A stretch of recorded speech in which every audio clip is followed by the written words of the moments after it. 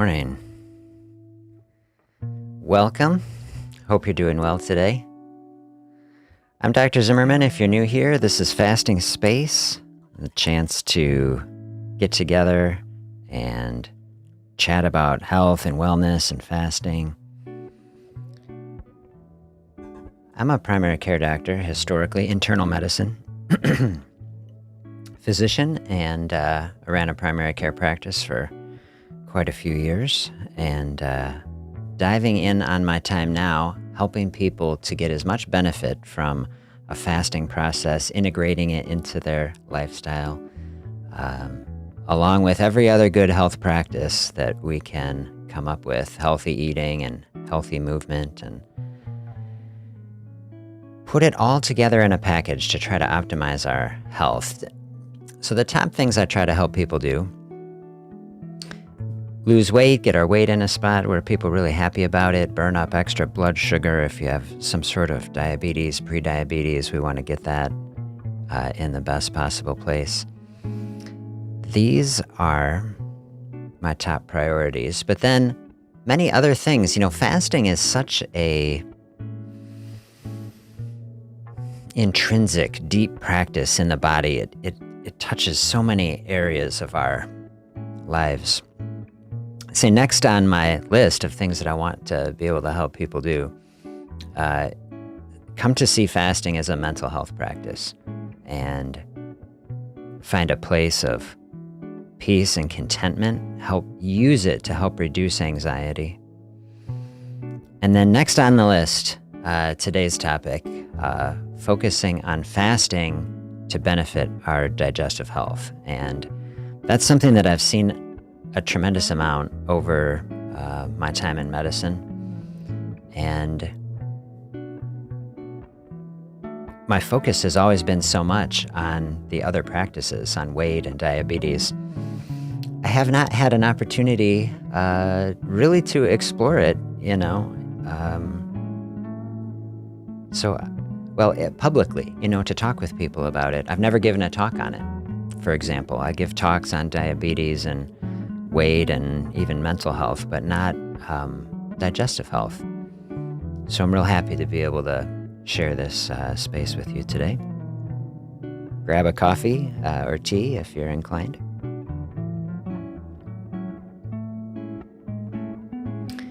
Let me know, who do we have here? Say hi in the chat. If you're coming through on the replay, say hello in the comments. Let us know where you're coming from.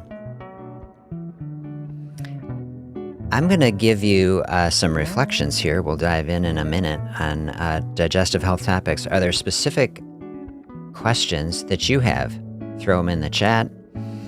I'll be happy to give you my reflections on anything there. Christy is here. Good morning. Good morning to you. Hope you're doing well these days. Hope you're staying warm wherever you are. I'm here in Madison, Wisconsin, and it is, we have had a cold spell, no doubt.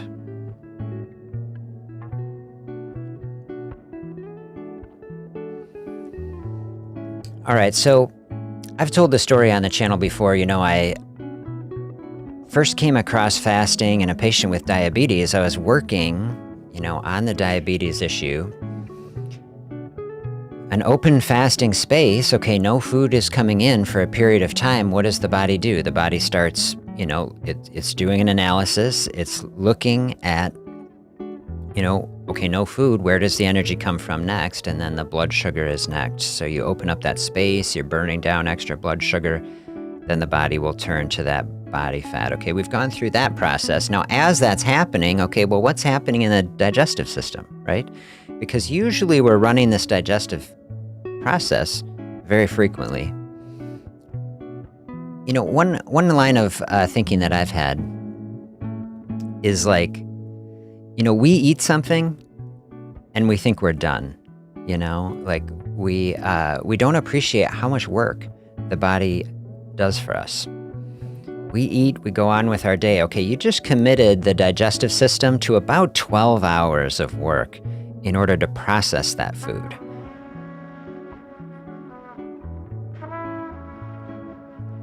definitely the type of thing we can take for granted. I'm going to circle through all this digestive health, and then we're going to bring it back around to, weight and diabetes at the end, because we're a holistic being, right? And we all have to eat. We all need nutrition. And, our health really, it starts with our digestive health. The digestive system is where every good thing that we might eat, that's where it comes in to the body.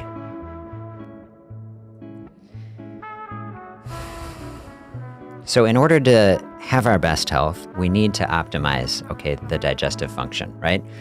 And that's true whether we're having symptoms or not. It's easy to see that if we're having a digestive problem, if we're having, pain of some kind, or things aren't running smoothly, then it's easy to see, health is not feeling too good. Hard to feel good when our digestive system is not working well. But so many times, the digestive system can handle so much, and it keeps on working without causing us trouble, and we forget about it. We don't even think about it. But anybody can benefit from optimizing digestive health. So here's been my experience. So I was saying I was working with this first patient and then the first patients, and it didn't take very long. Well, I'm working with people on diabetes to people, we talk about, overall health. How's everyone doing? People say, hey, you know what? The first digestive problem that I noticed that was getting better was acid reflux. GERD,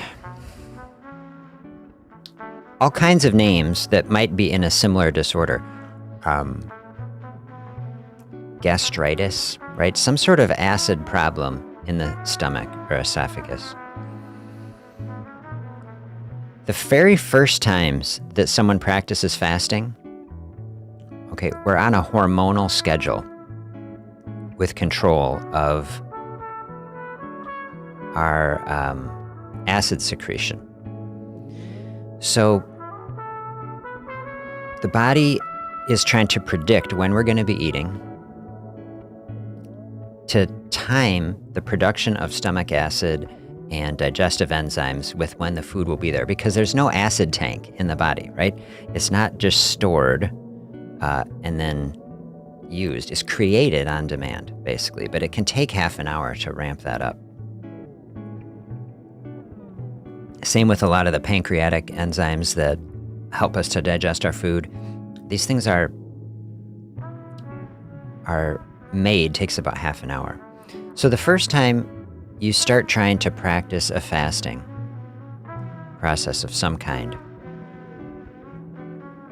and then you don't eat, that first instance can feel like, more acid. That's something that I've noticed from people. And people sometimes get in a cycle where they feel like if you're struggling with some sort of acid problem, you're like, I have to eat to soak up the acid.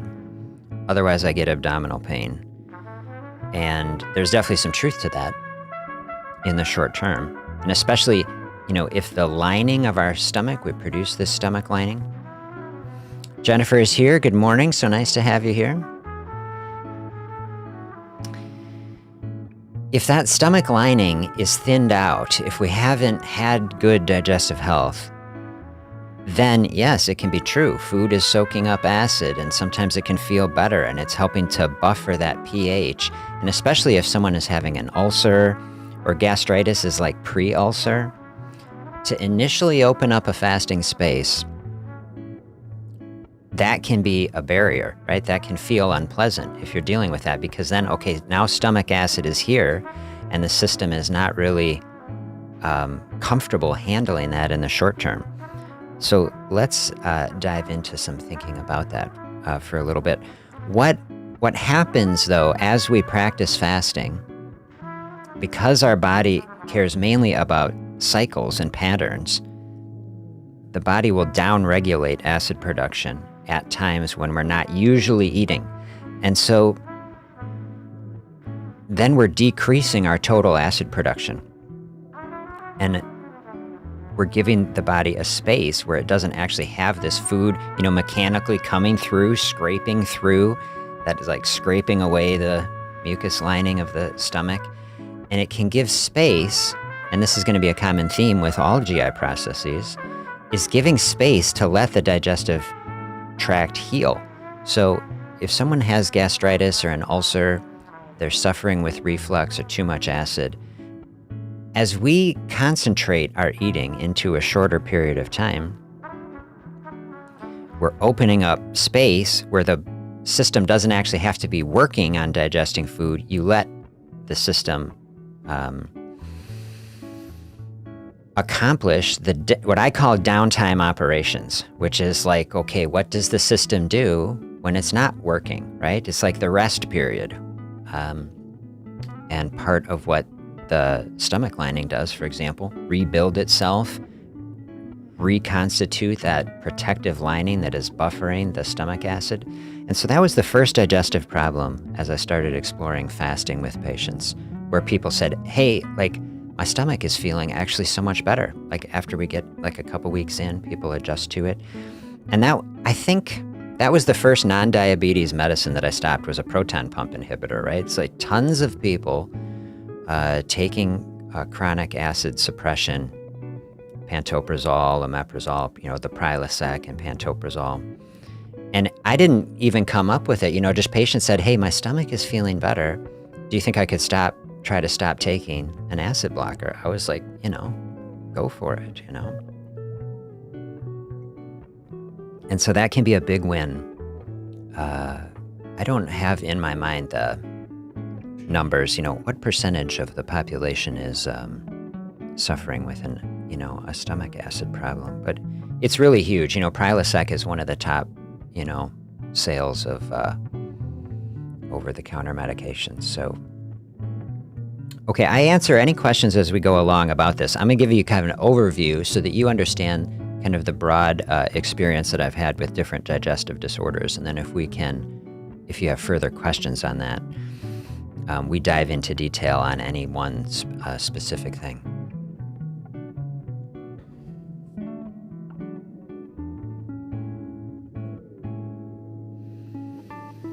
Jennifer says, I have a lot of acid reflux when I start back eating things like oatmeal, grits, quinoa. Yeah, this is the type of observation to make. And I would say in general, grains of all types, and the grains that you're listing, are probably even the nicest, ones. Oatmeal, quinoa, especially, that are probably the best tolerated. But for many people, they experience that, and so this is the same thing with many digestive processes. I have people keep a food journal to try to tease this out. What is sitting well and what isn't, and it can definitely vary. And for different types of digestive processes, different types of foods will be problematic, and we can all be lacking in different ways in our ability to tolerate, or we can be more sensitive to certain things. And so making a recognition like this is key. Like, a lot of people don't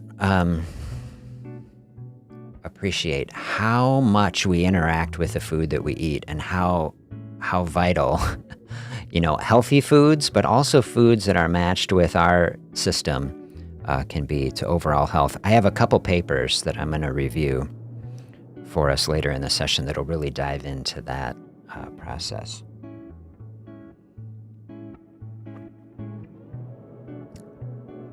Next on the list of digestive processes I wanted to just bring up is to talk about irritable bowel syndrome, or IBS. So IBS is an exceedingly common process.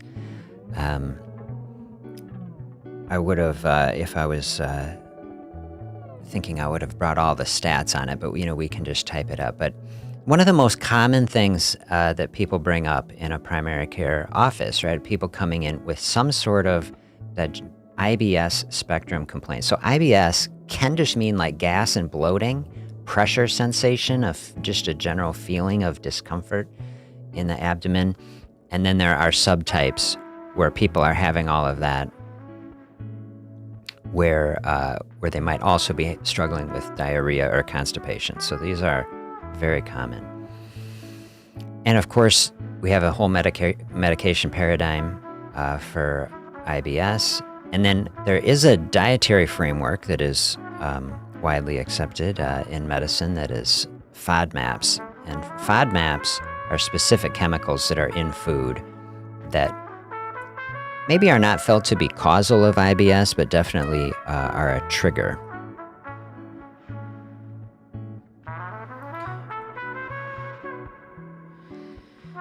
Probably the answer, if you mean specifically when you're eating these things, like an oatmeal or grits, quinoa, is there not enough acid to handle that? Like rarely is not enough acid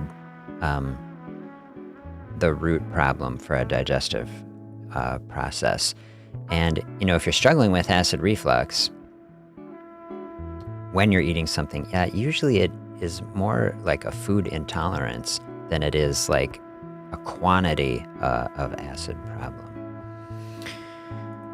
Okay, so IBS then, many times, and I'm, see all my disclaimers, I'm not giving anyone any specific medical advice for it, but someone with IBS, you go to some sort of digestive specialist, you will see the advice, or you read online, hit the FODMAPs first. That could be like a whole lecture. And then eat small, frequent meals. You will see this as recommendations for IBS. My experience working with people with IBS is that, switching to small, frequent meals, which is kind of mirroring dietary advice in our society for weight loss,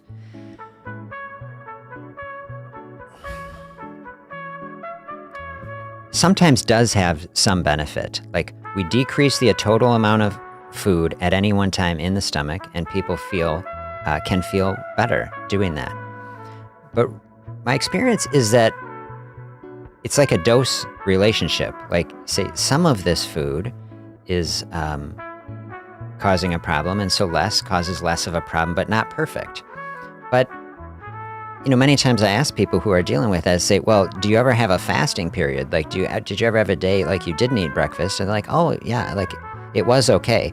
It's like actually opening up fasting space can be very, very helpful for IBS in two different ways. So one way is just that if you're having a food sensitivity, if you're having bloating and discomfort or all these symptoms from IBS, but it's only when you eat. Most of the time it's only when you eat. So if you have a fasting space, it's like an easy first win to help decrease the amount of time that you're dealing with these symptoms. And so even if you say a fasting isn't curing it, well, it's a tool to manage it. Like, I've definitely had it that way. But then the second process is, like I was saying with the acid process, as we give the body space where it doesn't have to be working all the time, it can complete some of these downtime operations. I have had people over time who have said, yes, okay, I open up the fasting space, I feel better in that space. That can be a way to get through the morning, getting work done, trying to figure out what are the best tolerated foods. But people have told me over time, I've seen this resolve. And that one, with IBS, it usually isn't quickly, but it definitely can take months, to have some improvement with that. So that's another area that we could talk about. IBS. So acid, IBS. Specifically with IBS, with constipation. So constipation is kind of its own sort of process that maybe has an interesting interaction with fasting. So people start practicing fasting, especially a higher level of intensity fasting, OMAD at least. You're sending less material through the digestive system. It can be common to have a bowel movement less frequently. Some people struggle then with constipation with it. And then here's two processes. Some people just don't realize, that or frequency of bowel movements to change, based on how often we're eating. And some people not prepared for that. Some people very regular and say, oh, I started fasting. Is something wrong, if your bowel habits change? And some people don't realize, okay, it's not that they're constipated, they just don't physiologically don't have anything to clear out at that time. And so if you're not having discomfort, then there's constipation not necessarily an issue. But some people legitimately struggling with constipation, okay, even before practicing fasting, sometimes fasting using that effect, saying, okay, is the system just overwhelmed? And by giving space without so much material coming through, can that process solve itself? Absolutely it can. Other people don't have that experience. Other people have an experience with, say, hey, I practice fasting, things kind of shutting down. I am having discomfort or trouble eliminating. And the same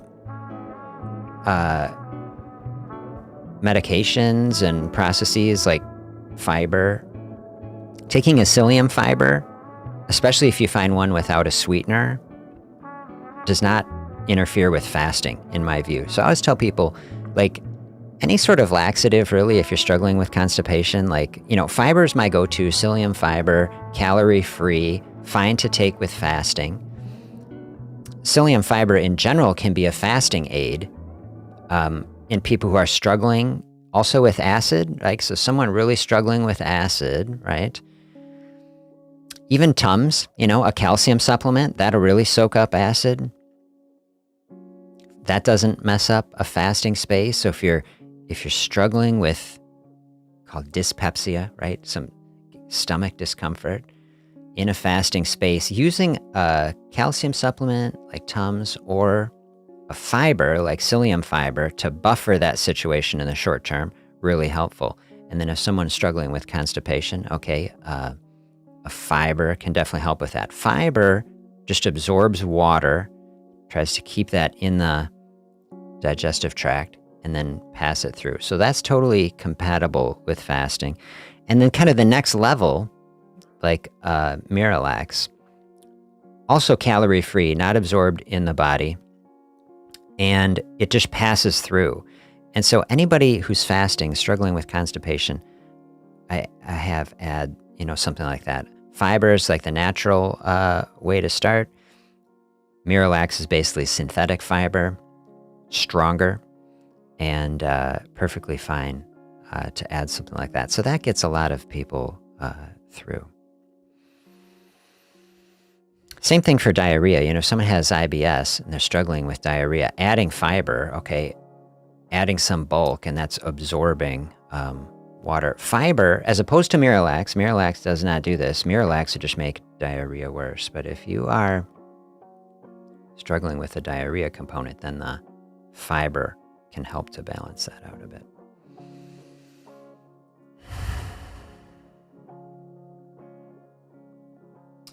I'm just going through the list of the most common conditions that I've seen benefit. So are you familiar? Have you heard of this condition? Gastroparesis. So gastroparesis, also called delayed gastric emptying.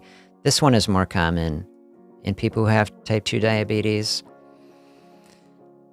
Can be different reasons for this, but for some people, the transit through our GI tract is controlled by smooth muscle. So it's a type of muscle, it just squeezes, right? So everything in the digestive system moves in waves, and these waves of muscular contraction is what is pushing things through the system. For some people, that process is slower than others. And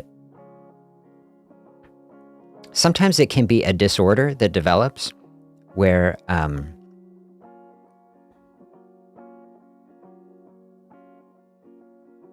yeah, there you go.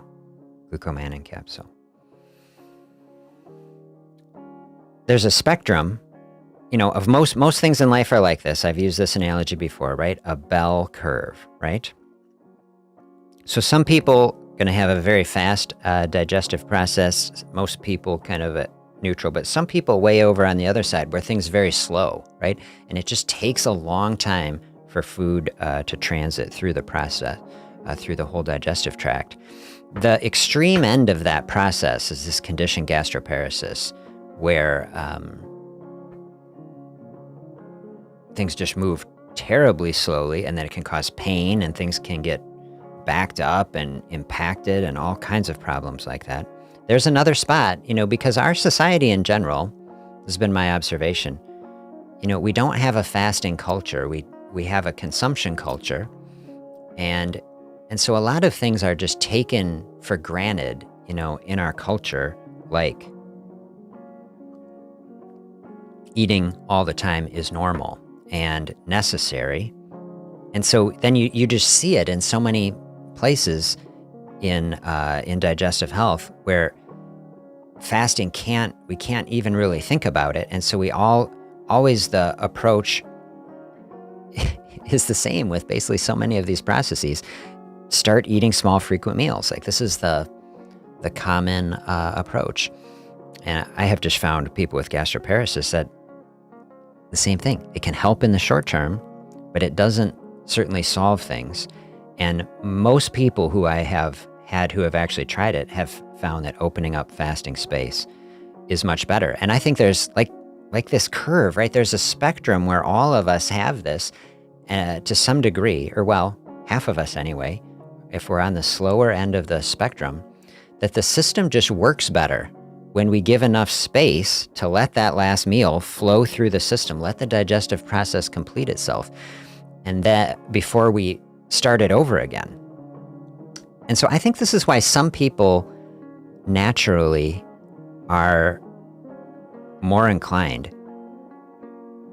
Some people do fine eating 3 times a day, right? But some people just, even apart from weight loss, just will feel better digestively eating twice a day, right? And some people, even stripping out the weight loss, right? Some people eat OMAD, right? And they say, actually, just my digestive health feels better, right? Everything moves along better. And I think to some degree, this is probably people who are slower on the motility spectrum, and we're just giving, with their physiology, space for this whole process to work. This doesn't happen instantly. It takes, 12 or out to 24 hours even to move everything through. So gastroparesis, another good one.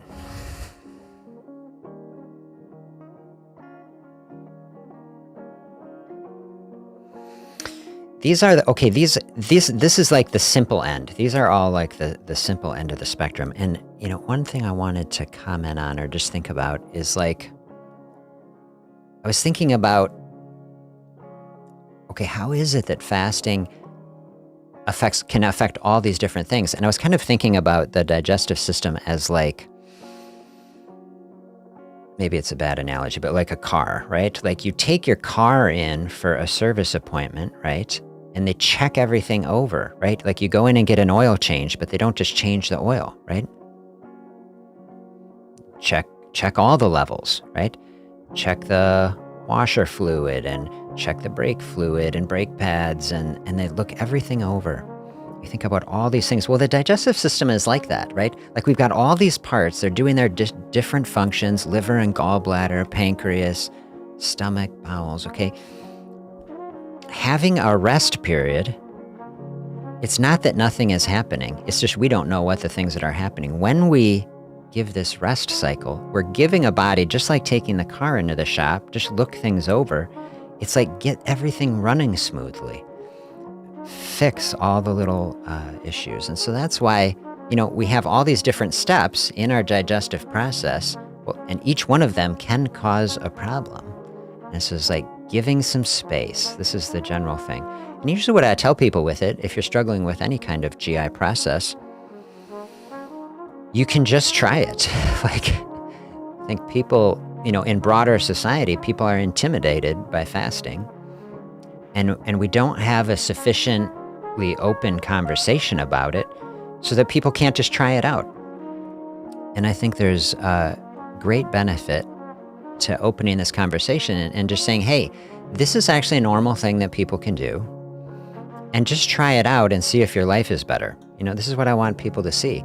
Like, instead of having to say, oh, I'm going to take a lifetime of Prilosec, some people do need to do it, presumably. And for different disorders too. But like, can we just help people to say, actually, here's a natural practice where you can open up some space that maybe you can get by without it. Can take a couple weeks though. That's the thing, to adjust. So with all of these things, a point I wanted to make, there's no exact amount of fasting where you say like, oh, do this practice and that is going to, fix it. I tell people it's an exploration. It's something that has the potential to help, and we can't guarantee it. And, how much fasting might it take to help, Well, you can just explore it to the amount that you're interested in doing. I use the same basic framework that I do for weight, which is to say, if someone is eating 3 times a day and they're having some sort of digestive process, well, can you make a switch from 3 to 2? If you can tolerate that in a way where you're not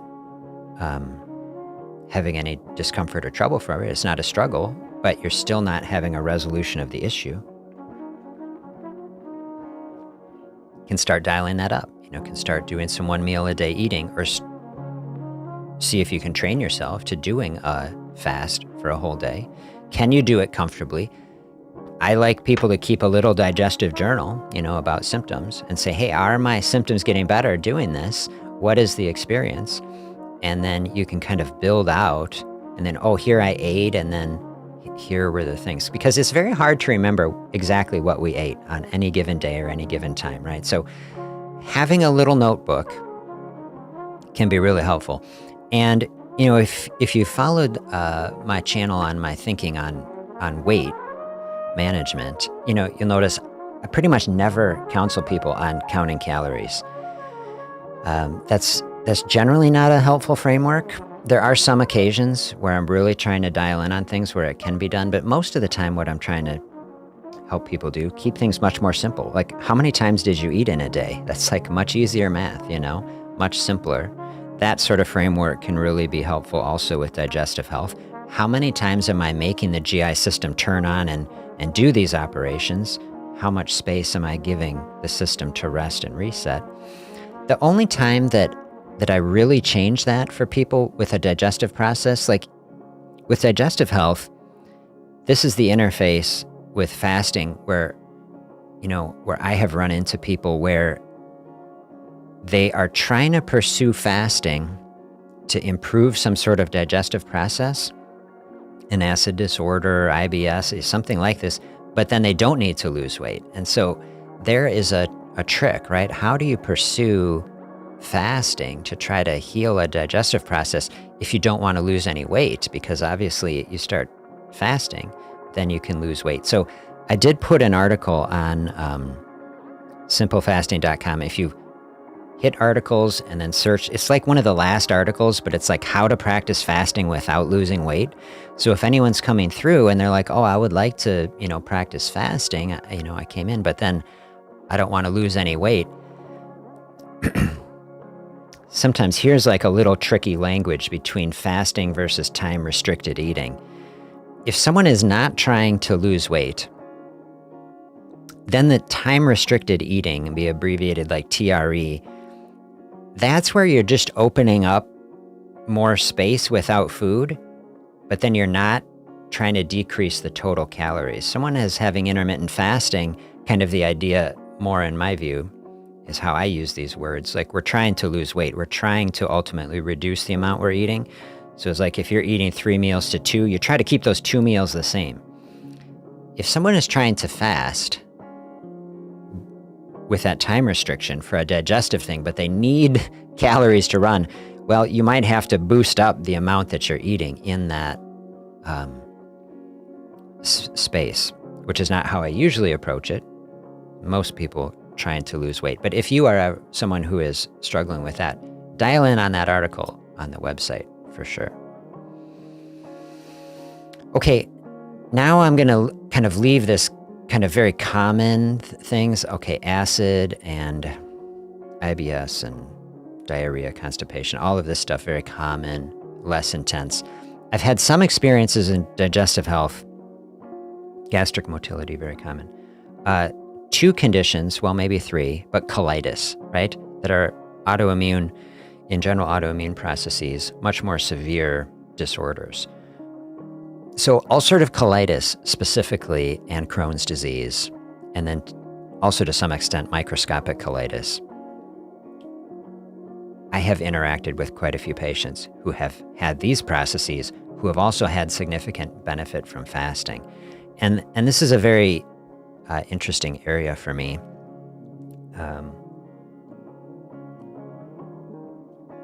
If I had all the time in the world and all the resources and ability, I would really like to run a clinical study on inflammatory bowel disease and fasting, because I've had some patients who've really had tremendous healing from this. But between everything, I've never really been able to explore it. I mean, a person can only do so much, I think. But I think there's a huge space to explore it. So if someone is having ulcerative colitis, autoimmune attack on the bowel cause terrible pain, can cause pain, bloody diarrhea, all it's a very terrible process. And people are often treated with immunosuppressive therapy, first prednisone. I don't know if you ever had any interaction with that. There's a very difficult medicine to have to take. And then, biologic agents, monoclonal antibodies that are shutting down the body's immune response, and that can get this process under control. And there can be varying levels of intensity with any autoimmune process, but fasting has a number of mechanisms where it can be very beneficial to this process. One of which is like the basic framework that we have been outlining for the other processes. Giving the body space to allow the digestive tract to rest and reset and heal, right? Because we don't appreciate, we eat and eat and eat, and we're always making it work. And just at the point, after 12 hours, we processed our dinner, when it finally is done kind of doing it, and then we just start the whole process over. Many people with inflammatory bowel diseases, everybody gets put in the same framework, small frequent meals, which in the short term, same thing here, can help, where it's like, in the short term, body does not have to process so much all at once. Sometimes that feels good, but then it never gets a break. Never gets a break, and in the long term, symptoms can be much worse with this. And I have had people who have come to my practice on biologic agents who are not controlled with ulcerative colitis, even on this maximal therapy. And then I've had them switch on to a fasting-based practice, and I've had them have resolution of their symptoms, including some people who have been able to stop taking biologic agents, which is incredible, and maintain control of their symptoms. And so this has only been a few times, and this is anecdotal experience, and I'm certainly not telling anyone to just stop a biologic agent or anything like that, but I have seen it happen. And I think that there is a huge open space and to explore, and I would like to see a lot of research done, in the future to really delineate how this works. But to me, the physiology makes sense, and I've seen it a number of times, and I would like to see a practice where we're able to explore that. So it is something that can be explored. Christy says, could we do a session on the best way to break a fast? Yes, absolutely. We can do that. And why don't we see where we get today with this digestive stuff, and then maybe we'll come even back to it here, and I'll give you some basic reflections on it as well.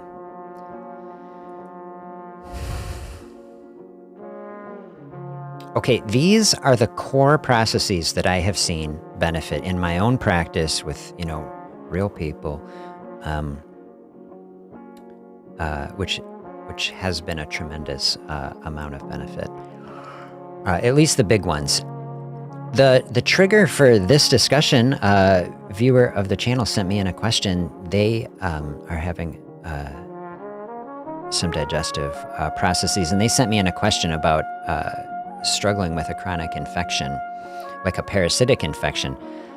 I have I have limited experience working with parasitic infections. I'll just be fully honest. Like in Madison, Wisconsin, where my practice is, the main times that I encounter people with like GI parasites is like people who travel internationally and come back who picked up something. And my process for dealing with that, I'm definitely a big believer in having a thorough GI workup and getting a stool culture. And I'm really not aware of using fasting to treat parasitic infections. I did some research on it over the week while I was getting ready for this, and I did encounter, anecdotal evidence of stories of people who do extended fasting to treat it, basically starve out a parasitic infection. It's a very fascinating concept, but I have no idea if these people's stories are, real, and I have no experience approaching that. So the advice I gave before is just make sure you get a thorough assessment of something like that. And my practice always, I'm a minimalist. I try to minimize the number of things, antibiotics especially. But these processes, an anti-infective agent for something like that, that's what I know to do. And I'm very open. I certainly don't know everything. There may be ways to use these practices, of course, that I'm not aware of, but that was my advice in that situation. Just make sure that there's nothing that can be documented. And a stool culture on an extended parasite exam is a very accurate test, and I do trust it when it's done.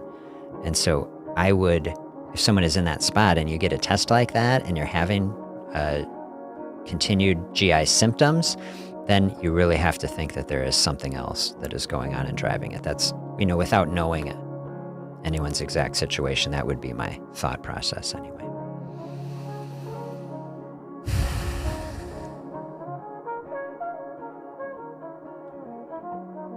Okay, so in our session, I wanted to bring things back around then on digestive health and fasting. We've kind of been through all these symptoms, but to bring it back to what I want to focus on, on the channel, on our weight and blood sugar. And I think the place where this really intersects, where everyone, can benefit and getting into our metabolism and the connection between our metabolism and our GI health and then the microbiome. So are you familiar with the microbiome? This is like the trillions of bacteria and things that live in our GI tract that amazingly actually do a lot of the digesting of our food. Like people don't realize, okay, the human body, does digesting of food. We have stomach acid, and acid doesn't really do a lot of the digesting. Like we think, oh, the acid is like burning it up, but that's not really how it works. Acid is sterilizing things to some degree. Acid is changing the pH that allows digestive enzymes to work. That's another thing. But a lot of the digestion is handling further down in the bowel through pancreatic enzymes, biliary secretions, the bile, digesting the fats. And then a huge bulk of it is actually done by good bacteria, the good guys, the friendlies in the GI tract. And so I found this paper I wanted to share with you. And I'd be happy to, let's see if I can keep the music going. Oh, and here we are. Okay. I don't know, I just made this little video setup here for you. I don't know if you can read this in this setup or not. I read through this paper. Okay, brain-gut microbiome interactions and intermittent fasting and obesity. I mean, what a fascinating even title, right? This is not something that people think about. Is there interactions between the brain and our gut and microbes in the GI tract? Well, there is. And optimizing this process is like a core process for really fundamentally changing both our digestive health and our metabolism. And so I was trying to figure out would I just read through some of this or should I paraphrase? I think I'd just try to do kind of half and half. I give you some of the highlights of this paper because I think it is so interesting and applicable to what we're trying to do here. Merge our GI health with our overall health, optimize our absorption of nutrients so that ultimately we can be feeling our best, and then improving our metabolism and health and weight and all this sort of thing. Normal eating behavior is coordinated by the tightly regulated balance between intestinal, extraintestinal, and central homeostatic and hedonic mechanisms. Okay, this is like intense language, right? It's just saying, okay, this is a very complicated system. That's what it's saying. And many factors are affecting it. And it's balancing, okay, homeostatic is like, that mechanism is like the part of the body that is like assessing, okay, we need food now to function, versus the hedonic, right? Like, which is we just enjoy eating. And then we have a reward system, there's the dopamine, that helps us to feel good when we're eating. And part of what this paper gets into is that struggle. Like, I know a lot of people have come in and said on the channel, okay,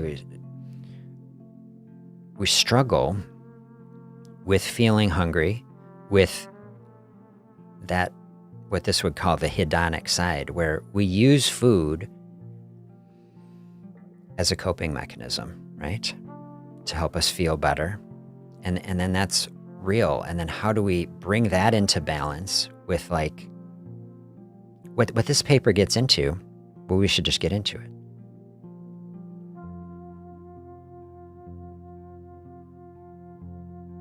The balance between these processes not only influenced by the amount and composition of the diet, but also by the timing and rhythmicity of the food ingestion.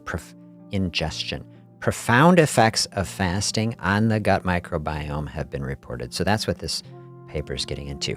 That actually, when we eat and the time that we eat can determine how healthy the gut microbiome is, and that how healthy this is determines then the formation, like, of these chemicals that are helping us to feel satisfied with our eating.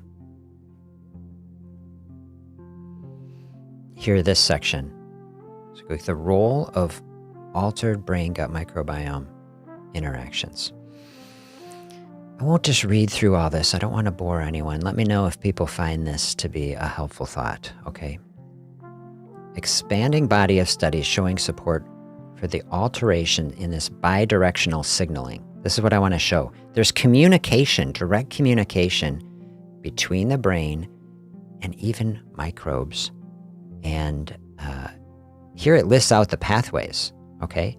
It's sending hormonal and chemical signals and also direct nerve signals between the gut and the brain about what the microbes in our gut, like what is there and what they're doing.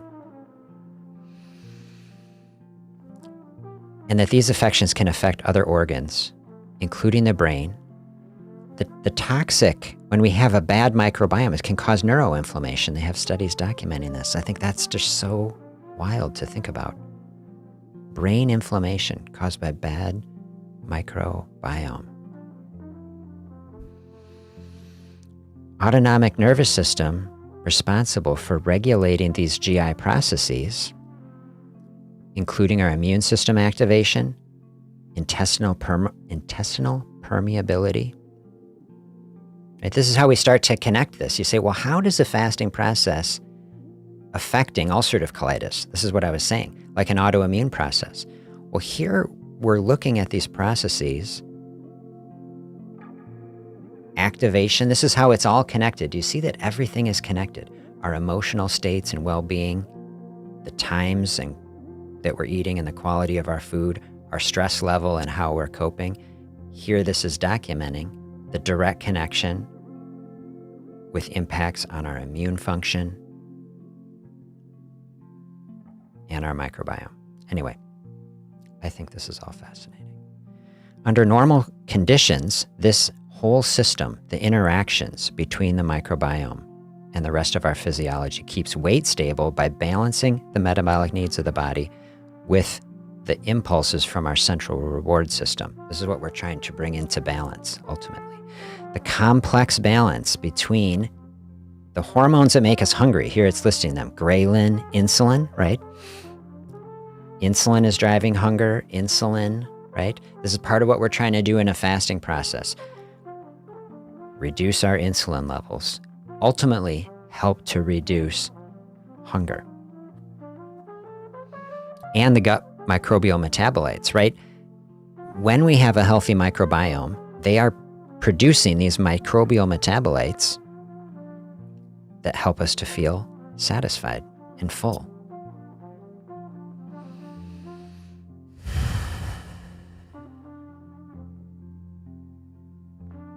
I'll just show you this picture here. Oh, is it not updating for you? Oh, here I'm yammering on and it's not, I'm scrolling through here and it's not showing you. I'm sorry about that.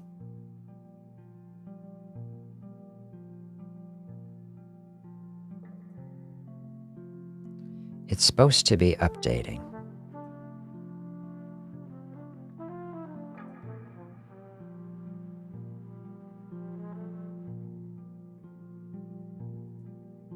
Here we go. Now you can see it.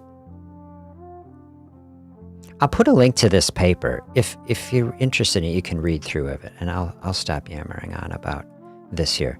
But it's just showing direct nerve communication, hormonal signaling between the brain and the microbiome. So the practical consideration, hopefully I've talked you through all this stuff.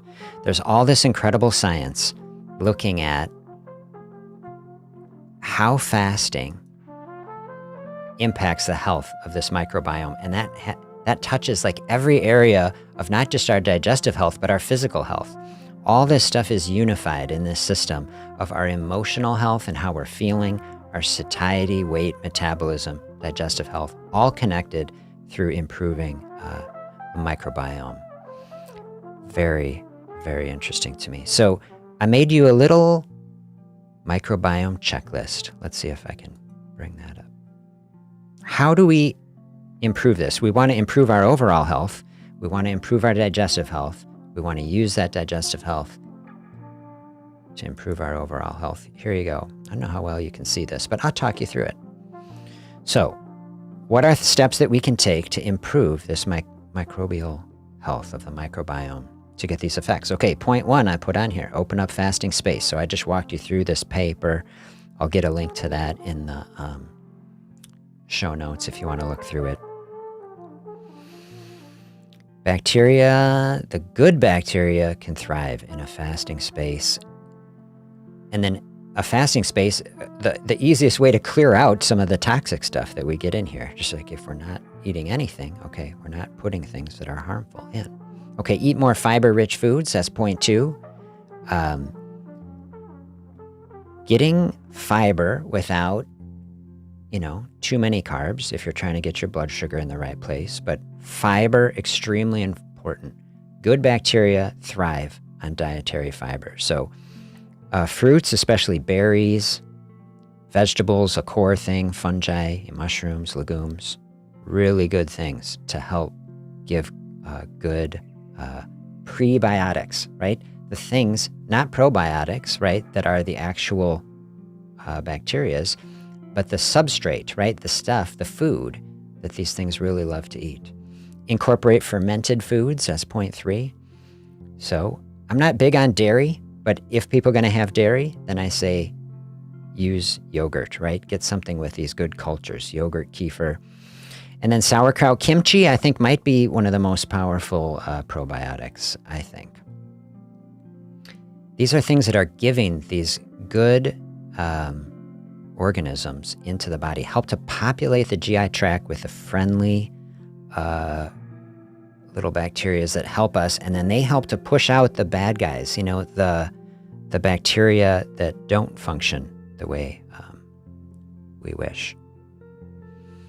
Overuse of antibiotics, try to avoid antibiotics. If you have to take them, of course, you can do it. It's not the end of the world, but an antibiotic of many types kills off good bacteria along with bad, and that is harmful to the microbiome. So to the extent that you can, obviously sometimes there are higher priorities than the microbiome. You're dealing with some infection, you got to take an antibiotic. But Reduce sugar and processed food. This is like a key thing. Of course, this is like a unifying practice, right? You're trying to improve blood sugar. You're trying to lose weight. Okay. Reducing sugar and processed foods, a top thing to do. But then, secondary benefit, which then starts to build a very positive cycle,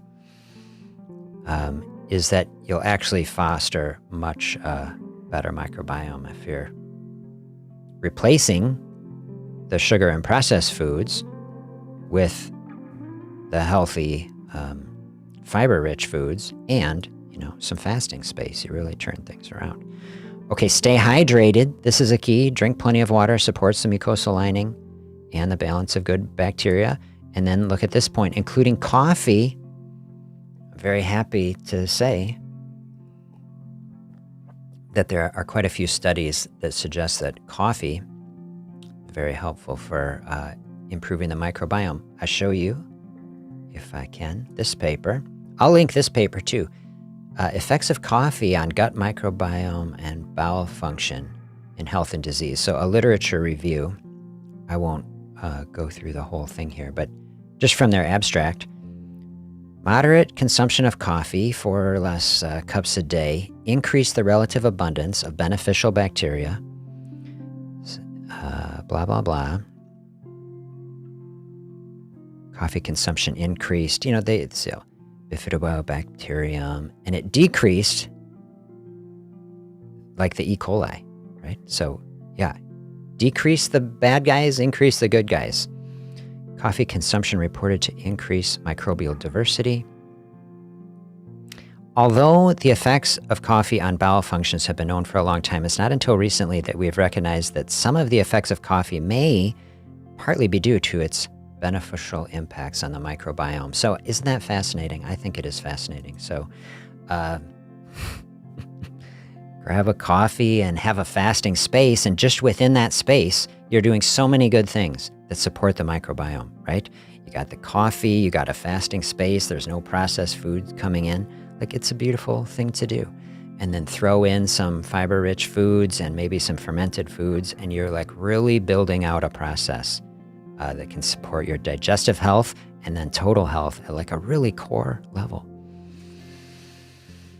Get enough sleep, manage stress, like the paper went into that. All this stuff is connected, right? That the hormones that are ultimately controlling all this is sufficiently affected by our stress levels. Get regular exercise, and then minimize artificial sweeteners. I put a fun video on the channel on avoiding artificial sweeteners. So artificial sweeteners can be hormonally active in the body. They can mess up our metabolism. They interfere with our insulin production and function. But like, here's another good reason, is that they can be toxic to good gut bacteria. And so artificial sweeteners can be messing with this whole balance. And then, this has been my experience with people with artificial sweeteners, is that they can drive hunger for some people. And then I just went through on this paper that our gut microbiome produces chemicals that in a large measure like help us to feel full, to have satiety. But if we're eradicating the good bacteria with these sweeteners, here's a way where the sweeteners they're limiting this production of the microbial metabolites that help us to feel satisfied. And so this is what I want to help people undo. We get the synthetic, the artificial out. We're eating the good, healthy things that support this core function of the body. Then it can circle back around to help us find peace and contentment and satisfaction. And then as we're feeling that emotional state, then we're back around here, help us better manage stress. And this is how we get everything kind of flowing in this kind of virtuous cycle. Okay, those were my core thoughts I wanted to communicate on digestive health. And then Christy said, can we chat a little now? Yeah, we could do a whole session on it. I can do definitely some more thinking on it, but I'll just give you my overall thoughts right now. Like, how do you break a fast? To some degree, it depends on how long you have been fasting. An extended fast, if we're fasting, longer than a day, then I say it's maybe good to do it a little more slowly. Because if we're really shutting down the GI system, it can take a little bit to fire it back up. And the longer you go, the more thoughtful I think you should be about it. When we're on the easier end of the spectrum, simple fasting, fasting within a day or out to a day or, 36 hours, something like that. Nothing, dangerous can happen from breaking a fast really in any fashion. You can just eat, but what really affects it is just how do you feel? Or the decision point should be, well, how do you feel about it? Some people feel better, even fasting for a day, to ease into it more slowly. And mainly that's, with this topic, with digestive health. Some people, if they say, oh, if I eat too much or if I eat a really substantial, hearty meal, well, then the GI system just doesn't feel ready for it. Some people feel better easing into it. Have some broth, have some juice, have something like that easy, and then ease into it. And that's a perfectly fine thing to do. And I just encourage people to experiment with it. But if you fasted for a day and you don't have any trouble with it, there's no reason that you can't just have a nice meal. And it's not like anything bad will happen from it. Or as long as you don't feel okay, as long as you feel okay, then it's just fine to eat anything you want. If you have trouble, this is the same thing with the digestive journal. If you say, I practice fasting, but then I come back and I have a big meal and I don't really feel so well, this is something that you can work with and say, well, maybe I should ease into it, have some broth, have some easily digestible things, have some fruit, have some steamed veggies or whatever. It's just something simple to ease into it. That would be perfectly fine. But there's within this simple end of the spectrum, I have never, at least personally, found it necessary to have any specific protocol. I hope that's kind of answering your basic question. Let me know if you have more specific questions about it. Yeah, if someone is going longer extended fasting, then I'd say, well, yes, then there, I don't manage people doing a lot of extended fasting. The people who have done it, I have a similar process. But yeah, I have people. Someone's been fasting for multiple days. Yeah, have some soup, just ease into things slowly, let things wake up, then you don't have so much bloating. But really, wherever anyone is at on the spectrum, it's kind of the same thing. Okay to start slow, okay to start normal, as long as you're feeling okay. Does that make sense? I hope so. Let me know if you have further thoughts about it. All right. Well, I will wrap things up here. I hope you have a great week. Real nice to have you here with me today. Keep in touch in the comments and things over the week. Send in any questions. Appreciated the suggestion of doing this GI session. And if you're through on the replay too and you have other comments on digestive health, questions or comments on the papers, I'll put the links in the description. We can have a conversation over it on the week or in the future in the comments. Happy to hear any reflections.